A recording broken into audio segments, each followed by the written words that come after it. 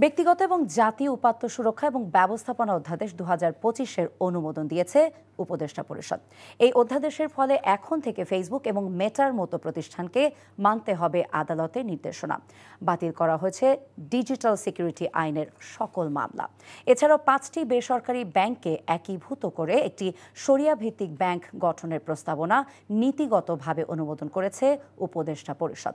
প্রধান উপদেষ্টা অধ্যাপক ডক্টর মোহাম্মদ ইউনূসের সভাপতিত্বে অনুষ্ঠিত উপদেষ্টা পরিষদের বৈঠকে এই নীতিগত সিদ্ধান্ত নেওয়া হয়।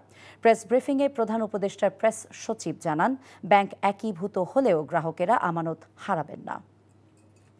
মাধ্যমে ডেটার মালিকানা, ডেটার স্বত্বাধিকারী দেওয়া হয়েছে নাগরিককে। 2018 সালের নিপীড়নমূলক আইনে যেই তদন্তগুলো ইতিমধ্যেই জমা হয়ে গেছে বা যেই মামলাগুলোর ডিজিটাল সিকিউরিটি, যে কুখ্যাত যে ডিজিটাল সিকিউরিটি আইন ছিল, সেই আইনের অধীনে যেই তদন্তগুলো সাবমিট হয়ে গেছে কিংবা যেই রায়গুলো হয়ে গেছে, যারা শাস্তি পেয়ে গেছেন, আমরা আসলে তাদেরকে অব্যাহতি দেওয়ার জন্য আজকে একটা সংশোধনী উঠিয়েছি।